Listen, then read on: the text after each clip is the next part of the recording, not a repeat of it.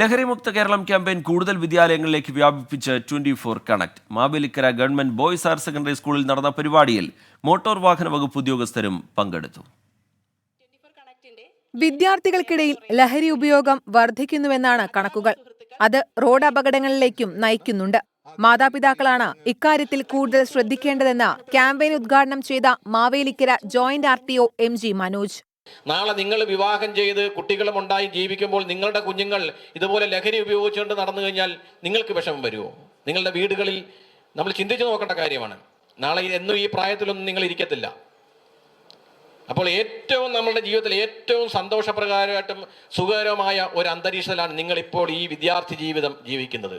ആ വിദ്യാർത്ഥി ജീവിതത്തെ നല്ല രീതിയിൽ കൊണ്ടുപോവുകയാണ് നിങ്ങൾ ചെയ്യേണ്ടത്. Assistant motor vehicle inspector Saju P. ചന്ദ്രൻ, 24 assistant news editor doctor Unmesh Sivaraman എന്നിവർ സംസാരിച്ചു. ഓരോ വ്യക്തികളും നന്നായി അവർ നല്ലവരായി തീരുമ്പോഴാണ് സമൂഹത്തിന്റെ ഒരു പൊതു സ്വഭാവമായിട്ട് മാറുന്നത്.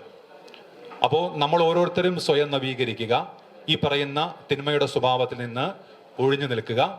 അതുവഴി സമൂഹത്തിന്റെ നന്മയെ കൂടി അതിന്റെ ഭാഗമായി കൂടി നമ്മൾ നിൽക്കുക എന്നുള്ളതാണ്.